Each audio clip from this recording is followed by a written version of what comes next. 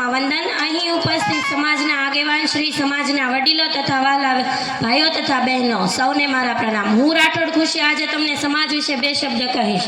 શિક્ષિત સમાજ વિકસિત સમાજ, સમાજ સેવા એટલે શું? શિક્ષિત સમાજ વિકસિત સમાજ, સમાજ સેવા એટલે શું? સમાજ એ એક પરિવાર છે જ્યાં સંબંધોનું મૂલ્ય જળવાય છે અને સંબંધોની માવજત થાય છે। આપણે જે સમાજમાં જન્મ થયો છે તેનું આપણા પરનું ઋણ છે। સમાજના વિકાસ માટે આપણે અથાયોગ્ય યોગદાન આપવું જોઈએ અને સમાજવાદની વિચારધારાને સમર્થન આપવું જોઈએ।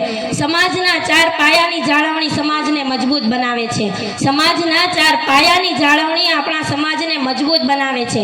સમાજના 4 પાયામાં સંસ્કાર, સંસ્કૃતિ, એકતા અને સત્કર્મનો સમાવેશ થાય છે। આ બધાએ સમાજના દરેક વ્યક્તિએ આનું ધ્યાન રાખે તો સમાજ ચોક્કસ આગળ વિકાસ પામે છે। સંસ્કાર એ સમાજનો પ્રથમ પાયો છે। આપણા દીકરા દીકરીને સમાજના આપણી જ્ઞાતિના સંસ્કાર આપી એક સુંદર પરિવાર બનાવી શકાય છે, એક સુંદર વ્યક્તિ બનાવી શકાય છે, એક સફળ વ્યક્તિ બનાવી શકાય છે। આપણા જ્ઞાતિના સારા વ્યક્તિનું વ્યક્તિત્વનું આપણે સંતાનો સાથે ચર્ચા કરીને આપણે તેના મનમાં કોમળ અંકુરો ફૂટે એવી ભાવના પેદા કરીને આપણે તેને કંઈક કહેવું જોઈએ, તેની સાથે ચર્ચા કરવી જોઈએ।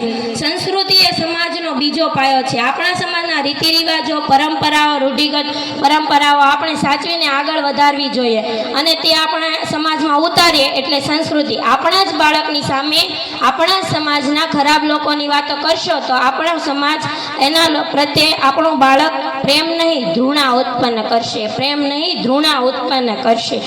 આપણું સમાજ, આપણા બાળકો, આપણું ભવિષ્ય, આપણે તેને સમાજ સાથે જકડી રાખવાનું નથી પરંતુ દૂધમાં જેમ સાકર ભળી જાય તેમ ભળી જતા શીખવાડવું જોઈએ। સમાજનો ત્રીજો પાયો એટલે એકતા, એ ખૂબ અગત્યનો પાયો છે, તે ખૂબ અગત્યનો પાયો છે। સમાજ અંદર એકતા હોવી ખૂબ જરૂરી છે। આપણે બીજાનું વિરોધી કરતા આપણે સમાજના સહયોગી બનવું જોઈએ। સત્કર્મ એ સમાજનો ચોથો પાયો છે। આપણે એક ગામમાં એક સંસ્થા હોય અને બીજી સંસ્થા બનાવી હોય તો એ અશક્ય છે, આપણે તેના વિરોધી થયા એવું કહેવાય છે।